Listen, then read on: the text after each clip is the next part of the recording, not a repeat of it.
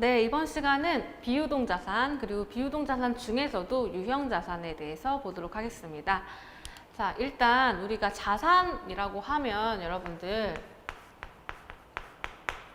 크게 두 가지로 분류를 할 수가 있습니다. 첫 번째, 유동자산. 그리고 두 번째, 비유동자산. 이렇게 크게 두 가지를 분류를 하는데 그 기준은 뭐냐? 1년 기준이에요. 1년 기준. 그래서 1년 이내 현금화를 할 수 있는 자산이다 라고 하면 유동자산이 되는 거고요. 1년 이상이다 그러면 비유동자산으로 분류를 하는 거예요. 그래서 우리가 유동자산은 이미 배웠어요. 어떤 걸 배웠냐? 당좌자산 그리고 재고자산 이렇게 두 가지가 유동자산에 포함이 되는 거예요. 그래서 당좌자산은 우리가 뭐 현금이라든지 뭐 예금 등등등 이런 것들을 많이 배웠죠. 그래서 이런 것들이 당좌예금 배웠던 거고, 그 다음에 재고자산 요거는 어떤 목적? 판매를 목적으로 갖고 있는 자산들, 예를 들면 상품 같은 거, 그런 것들을 재고자산으로 분류를 한다고 했습니다. 그런 것들이 유동자산이었고, 이제 이번 시간부터 배울 게 비유동자산이에요. 그래서 이 비유동자산은 크게 네 가지로 구성이 되어 있습니다. 그래서 유형자산, 무형자산, 투자자산, 기타 비유동자산 이렇게 네 가지.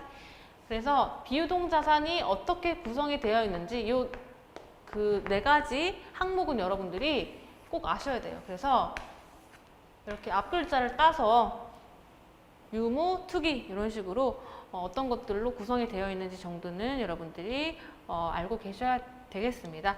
그래서 이렇게 네 가지로 구성이 되어 있다라고 먼저 말씀을 드렸고, 이제 하나씩 자세히 보도록 할게요. 자, 일단 먼저 유형자산인데요. 자, 유형자산은 98페이지에 여러 가지 유형자산들이 나와 있어요. 자, 먼저 유형자산의 정의를 보면, 자, 말 그대로 형태가 있는 자산이라고 생각하시면 돼요. 자, 보시면 1년을 초과하여 영업활동에 사용할 목적으로, 자, 우리는 지금 비유동자산 중에서 유형자산을 보고 있는 거죠. 우리 비유동자산이라는 것 자체가 1년을 초과해서 현금화가 가능한 자산이라고 했습니다. 그래서 자, 유형자산도 마찬가지로 1년을 초과하여 영업활동에 사용할 목적이죠. 자, 사용이 중요합니다. 사용할 목적. 즉, 뭐 판매를 목적이 아니다라는 거죠. 그래서 우리 회사가 직접 사용할 목적으로 보유한 자산으로, 자, 물리적 실체가 있는 자산이다. 그래서 말 그대로 형태가 있는 그런 자산을 유형자산이라고 한다. 세 가지 포인트가 있죠. 첫 번째 1년 초과, 두 번째 사용할 목적, 세 번째 물리적 실체가 있는 자산. 자, 이렇게 포인트를 짚고 넘어가고, 자, 종류를 보면 여러 가지 종류가 있죠. 자, 첫 번째 토지, 땅이죠. 이런 것들 우리가 사용할 목적으로, 요거 토지는 지금 뭐 당장 우리가 이 땅을 현금화할 수는 없잖아요. 그래서 유형자산에 해당하고, 건물도 마찬가지고, 그 다음에 구축물이라는 얘기가 나오는데, 구축물이라는 거는 토지 위에 건설한 건물 이외의 설비예요. 뭐 예를 들면은 뭐 교량, 저수지, 댐, 수도, 터널, 뭐 정원 이런 것들을 구축물이라고 하고, 이거 참고로만 알고 계시면 되고요. 그 다음에 건설 중인 자산이 있어요. 자, 요거는 우리가 유형자산을 건설한다. 예를 들어서 뭐 땅에다가 건물을 짓는다고 했을 때 아직 완성이 되지 않은 그런 형태를 우리는 건설 중인 자산으로 표현을 합니다. 그 다음에 기계장치도 있죠. 기계장치, 우리가 뭐 제품을 제조해서 만드는 회사다. 그러면 우리 회사 그 공장 안에 있는 기계장치, 그런 것들도 다 유형자산이고요. 그 다음에 차량 운반구, 우리 차량 있죠? 또는 뭐 오토바이 같은 거, 그런 것들도 다 차량 운반구로 우리 회사 유형자산. 비품도 마찬가지로, 자, 우리가 뭐 예를 들어서 뭐 가구, 우리 회사에 뭐 소파가 있다든지 또는 뭐 책상, 뭐 그런 것들 다 비품이죠. 이런 것들. 자, 어찌 됐든, 자, 1년 초과하여서 우리가 영업활동에 직접 사용할 목적이고, 그 다음에 물리적인 실체가 있는 자산이라는 공통점이 있습니다. 자, 이런 것들을 다 우리 유형자산으로 분류를 한다라는 것이고요.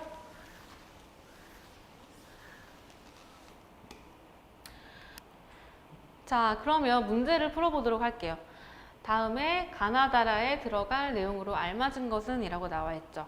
자, 보시면, 자, 유동자산, 그 다음에 비유동자산 이렇게 두 가지로 먼저 분류를 해놨네요. 그리고 유동자산에서도 동그라미 가 나가 있고, 그 다음에 비유동자산에서는 동그라미 다 나가 있고, 그 다음에 무형자산, 기타 비유동자산 이렇게 있죠. 그러면 빈칸 우리 채울 수 있죠? 자, 일단은 유동자산 가나는 뭐예요? 자, 가나는 첫 번째 가는 뭐예요? 가는 당좌자산. 당좌자산이 있었고 그 다음에 재고자산이 있었죠. 자, 이렇게 두 가지가 있다고 했어요. 그러면 자, 가가 뭐 당좌자산 맞고 그 다음에 자, 나는 재고자산인데 지금 나 재고자산 벌써 나왔네요. 그쵸? 벌써 정답이 나왔어요. 자, 알맞은 게 벌써 나와버렸어요. 자, 어쨌든 정답은 이고. 그러면 나머지 비유동자산은 뭐예요? 일단 유형자산. 그 다음에 무형자산 나왔고 그 다음에 또 뭐가 있었어요? 투자자산 있었죠? 그래서 유형이랑 투자다. 이렇게 빈칸 채우면 되겠습니다. 자, 이건 굉장히 쉬운 문제였고요.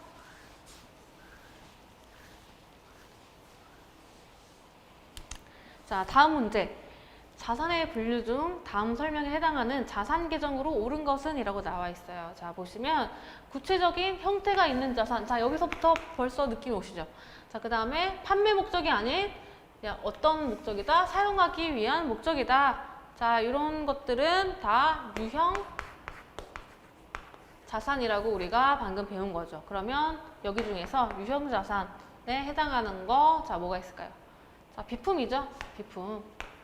우리가 구체적인 형태가 있고 우리가 1년 이상 장기적으로 직접 사용할 목적이 그런 자산이 비품이겠고요. 그 다음에 상품은 판매 목적이라서 안 되고 투자부동산은 투자 목적이라서 안 되고 그 다음에 산업재산권 이건 나중에 우리가 배울 거예요. 이거는 물리적인 실체가 없기 때문에 안 되는 거예요. 그래서 정답은 1번 비품이 되겠습니다.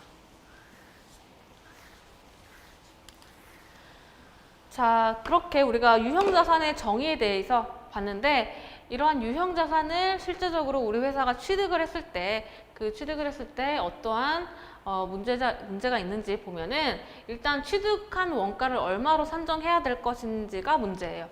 자, 유형자산의 취득 원가를 산정을 해야 된다라는 얘기인데요. 자, 보시면 이렇게 식이 나와 있죠. 유형자산의 취득 원가는 유형자산의 매입 금액 더하기 취득 부대 비용이다 라고 나와 있어요. 그래서 요거 여러분들 어디서 많이 본 것 같지 않으세요? 우리가 상품에 취득원가 할 때도 배웠었어요. 상품의 취득원가도 똑같은 식이었어요. 그래서 상품의 취득원가 했을 때 상품의 매입 금액 더하기 취득 부대 비용 이렇게 배웠던 거 기억나실 거예요.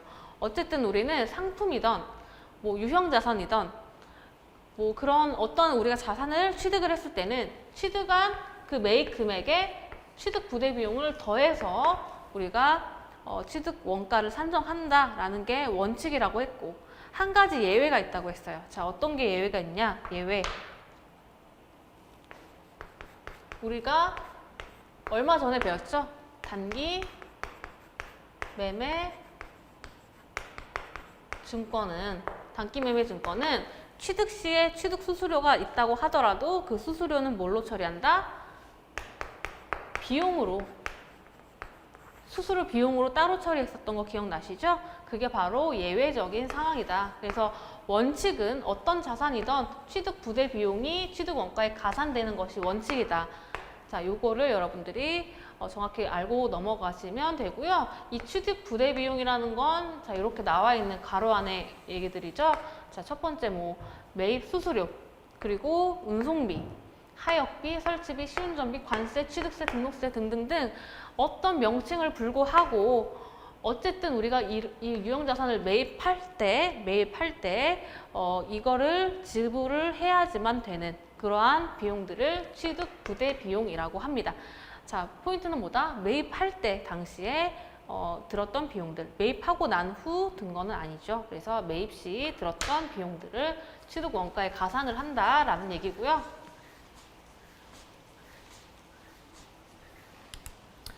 자, 문제를 풀어보도록 하겠습니다. 자, 보시면 창고 부지로 사용할 토지를 다음과 같이 매입하였다. 그래서 우리가 토지를 샀어요.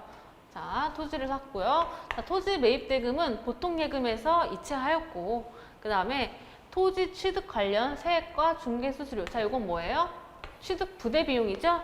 자, 자, 취득 부대 비용을 현금으로 납부하였다라고 되어 있습니다. 자, 이거를 분개를 한번 해볼게요. 자, 내역을 보시면 지금 토지 가격만 따지면 200만 원이에요. 자, 요거 200만 원 토지 가액은 보통 예금에서 이체했죠. 그러면 대변에 보통 예금 200만 원이 오게 되고요. 그 다음에 이제 뭐 취득세, 등록세, 그 다음에 취득 관련 중개 수수료 이런 것들을 뭐라고 한다? 취득 부대 비용이라고 한다. 이런 것들은 현금으로 납부했대요. 그러면 현금 해서 요거 다 더하면 자 30만 원이죠. 요거를 총 30만 원에 현금으로 납부를 했다라는 얘기죠. 그러면 자, 토지의 취득 원가는 어떻게 계산할 것인지, 토지는 우리 회사 장부에 얼마로 계산을 해야 될 것인지, 토지 금액 200만 원 뿐만 아니라 이 부대 비용도 같이 우리가 토지의 취득 원가로 가산한다라고 했죠. 그래서 총 230만 원이 토지 가액으로 우리가 취득 원가로 우리가 산정을 하게 되어 있습니다. 자, 이런 식으로 문제를 풀어주시면 되고요. 자, 그 다음에 업무용 승용차를 할부로 1,000만 원에 구입을 하였다. 자, 취득세 및 등록세 25만 원과 번호판 비용 10만 원을 현금으로 지급하였다라고 되어 있어요. 자, 그러면 쉬운 것부터 할게요. 우리 일단 현금으로 지급했으니까 대변에 현금이 나오고요. 일단 우리 얼마 냈어요? 지금 승용차는 할부로 냈지만 지금 우리가 취득세, 등록세 25만 원이랑 번호판 비용 10만 원 요 더한 35만 원은 현금으로 낸 거죠. 그래서 현금으로 35만 원이 자, 나가게 되고요. 그럼 이 할부로 낸 거, 이 승용차 이 가격은 어떻게 처리를 해야 되냐? 우리가 할부로 냈다라고 하면 아직 지급하지 않은 거죠. 우리가 아직 지급하지 않았다라고 하는 경우에는 어떤 개정 과목 쓴다? 미지급금. 그래서 우리가 뭐 카드로 긁었다 또는 할부로 구입하였다 이런 경우에는 미지급금이라는 개정 과목을 씁니다. 그래서 요거는 차량 가격 1,000만 원만큼은 우리가 미지급금으로 처리를 하면 되고요. 자, 그러면 우리가 업무용 승용차는 우리 회사의 자산이죠. 자, 요거는 어떻게 처리한다? 차량 운반구라는 개정 과목을 쓴다고 했죠. 차량에 대해서는. 그래서 차량 운반구라는 자산이 증가하는데 얼마로 할 것이냐. 자, 할부가액 1,000만 원만 할 것이냐 또는 취득세, 등록세 25만 원 그리고 번호판 비용까지 합하는 거냐. 어디까지가 차량 운반구냐라는 것이죠. 자, 보시면 일단 당연히 매입가액 1,000만 원은 당연히 차량 운반구고요. 그 다음에 취득세 및 등록세 25만 원 이건 뭐냐면 우리가 뭐 차량을 샀을 때 또는 뭐 건물도 마찬가지고 토지도 마찬가지고 이러한 자산을 우리가 샀을 때는 취득에 대한 취득세를 내야 돼요. 취득세를 내야 되고 등록세도 내야 됩니다. 그래서 우리가 이거 우리 거예요 라고 뭐 취득세 그리고 등록세를 내는데 요거는 우리가 구입할 때 반드시 내야지만 우리가 구입을 할 수가 있어요. 그래서 요거는 당연히 취득 부대 비용에 해당이 되는 거고요. 그 다음에 번호판 비용이라고 있죠. 번호판 비용 10만 원. 요거는 우리가 승용차를 사올 때 번호판 없이 우리가 사올 수 있나요? 번호판 없이 우리가 차량을 쓸 수 있나요? 아니죠. 번호판은 반드시 필요합니다. 그래서 요 승용차를 사기 위해서 필수적으로 제출을 돼야 되는 비용이기 때문에 이것도 당연히 취득 부대 비용에 포함이 된다라는 거예요. 그래서 취득세 및 등록세 25만 원 그리고 번호판 비용 10만 원까지 모두 다 차량 운반구의 취득 원가에 가산이 된다라는 거죠.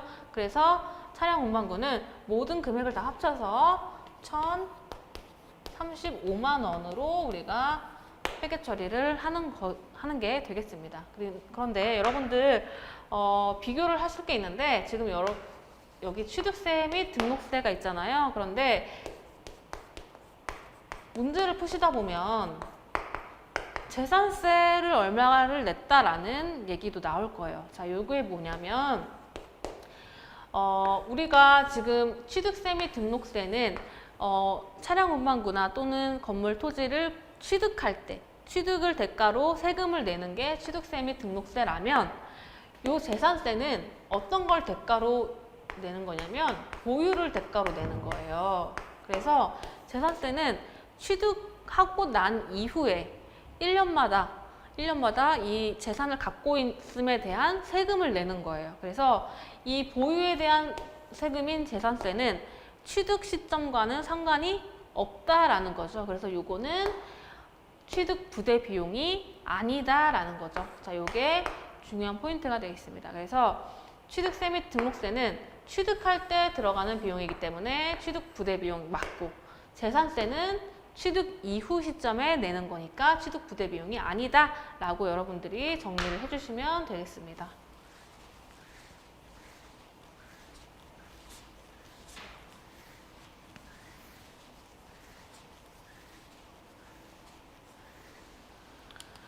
자, 다음 문제 풀어보도록 할게요.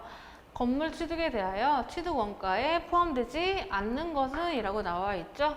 자, 보시면 첫 번째, 자본화 대상 이자 비용. 자, 굉장히 말이 생소하죠. 이자 비용이라는 것까지는 여러분들 아시죠? 이자를 우리가 낸 거, 우리가 어떤 돈을 빌려서 그 빌린 돈에 대한 이자를 낸 게 이자 비용이죠. 그런데 지금 자본화 대상이라고 되어 있어요. 자, 이거는 뭐냐면 여러분들 그냥 참고로만 알고 계세요. 이거는 예를 들어서 우리가 건물을 살려고 하는데 건물이 1,000만 원짜리예요. 그런데 우리가 지금 갖고 있는 게 500만 원밖에 없어. 그러면 나머지 500만 원을 은행이든 어디든 빌려야겠죠. 그래서 500만 원을 빌려서 1,000만 원짜리 건물을 샀다라고 했을 때 그 우리가 빌린 500만 원에 대해서 이자를 내야 되잖아요. 그러면 그 이자 비용 낸 것까지 이 빌린 돈은 건물을 사기 위해서 빌린 돈이다. 그래서 이 이자 비용도 건물을 사지 않았으면 내지 않아도 될 이자 비용이다 라고 해서 그 이자 비용까지도 건물의 취득 원가에 가산하는 그런 게 있어요. 그래서 어쨌든 여러분들 이 이자 비용, 즉 자본화 대상 이자 비용은 건물을 사기 위해서 그 돈을 빌린 그거에 대한 이자 비용도 다 건물의 취득원가, 즉 건물 살려고 이자 비용 낸 거다라고 해서 이것도 이자 비용도 건물로 포함을 한다라는 거 여러분 참고로 알고 계세요. 그래서 이것도 이제 우리 건물의 취득원가에 포함을 시키는 거고요. 그 다음에 두 번째, 설계 관련 수수료라고 했어요. 자, 뭐 이거는 뭐냐면 예를 들어서 우리가 건물을 직접 설계한다, 직접 우리가 만들어서 취득을 한다라고 했을 때 그 만드는 과정에서 설계를 해야 되잖아요. 그래서 그런 설계 관련 수수료도 이 건물을 우리가 짓기 위해서, 즉 건물을 취득하기 위해서 당연히 필수적으로 들어가는 부분이기 때문에 이것도 당연히 우리 건물 취득 원가에 가산이 된다라는 거예요. 그래서 이것도 건물 취득 원가. 그 다음에 취득세. 자, 이거 또 나왔죠? 우리 취득세는 당연히 우리 취득 시 내야 되는 세금이기 때문에 취득 부대 비용에 해당이 되기 때문에 해당하는 건물 취득 원가에 가산이 되는 거 맞고요. 자, 그 다음 재산세. 재산세 제가 아까 전에 방금 말씀드렸죠. 자, 이거는 취득 이후 시점에 우리가 보유에 대해서 내는 세금이기 때문에 취득 원가에 가산하지 않는다라고 되어 있습니다. 그래서 정답은 4번 재산세가 되겠고요. 자, 다음 문제.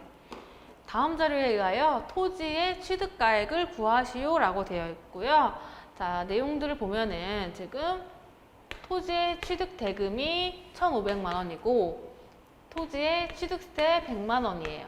자, 그리고 토지의 재산세는 50만 원이다. 자, 굉장히 쉽죠? 자, 뭐만 취득원가에 가산돼요?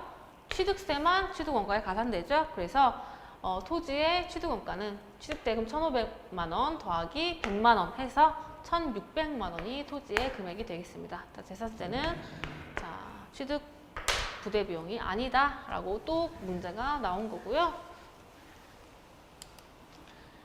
자, 그러면 우리가 취득에 대해서 우리가 유형자산을 취득함에 있어서 우리가 예를 들어서 뭐 건물을 취득한다라고 했을 때 그 건물을 우리가 돈 주고 살 수도 있고 또는 건물을 직접 만들 수도 있고 그 다음에 또는 건물을 무상으로 취득하는 경우도 있어요. 자, 이게 어떤 경우가 있느냐?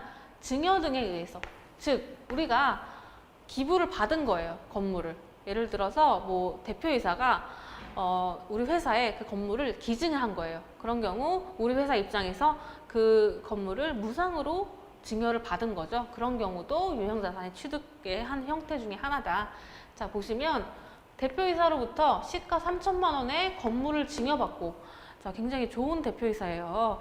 자, 3천만 원짜리 건물을 회사에 증여를 한 거예요. 그런 경우, 자, 소유권 이전 비용으로 취득세 및 등록세 100만 원을 현금으로 지출하였다라고 되어 있죠. 자, 우리가 굉장히 3천만 원짜리 건물을 증여를 받았어요.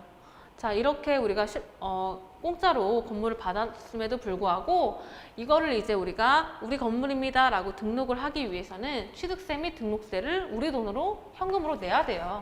이런 경우 우리 회사 건물을 얼마로 취득원가를 산정할 것인지에 대한 문제예요. 자, 일단 우리가 증여 등에 대해서 기부를 받았다.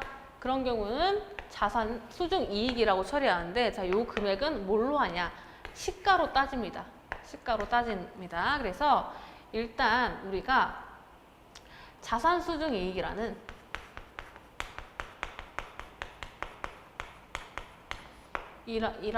이러한 수익을 인식을 해주는데, 요거는 자, 시가로 인식을 해준다라는 거죠. 3천만 원. 3천만 원의 시가로 인식을 해주고요. 그 다음에 우리가 현금으로 취득세 및 등록세 낸 거 있죠. 그러면 현금이 감소하게 되겠죠. 100만 원. 이런 식으로 대변에 회계 처리가 올 거예요. 자, 자산 수중이익이라는 거 말 그대로 자산을 증여받아서 그만큼 이익을 받았다라고 하는 것이고, 이거는 그 건물 시가를 금액으로 하는 것이고, 그 다음에 취득세 및 등록세 우리 돈 낸 거 이거는 100만 원 해서 이런 식으로 대변에 왔고요. 그러면 차변에 우리 건물이라는 자산을 인식을 해야 될 텐데, 얼마로 인식할 것인지, 이 3천만 원만 인식할 것인지, 또는 이 우리 취득세 및 등록세도 같이 인식을 할 것인지. 자, 결론은 같이 인식하는 거죠. 이 취득세 및 등록세 이거를 내지 않으면 우리 회사의 건물로 등록을 할 수가 없어요. 그렇기 때문에 이것도 당연히 취득 부대 비용에 해당이 돼서 요 건물의 취득 원가에 가산이 된다라는 것이 포인트가 되겠습니다. 자, 이렇게 해서 우리가 오늘 유형자산에 대해서 조금 많이 살펴봤죠. 그래서 여러분들 유형자산은 굉장히 시험에 자주 출제되는 부분이니까 이번 시간 꼭 복습을 해주시고 다음 시간에 뵙도록 하겠습니다. 수고하셨습니다.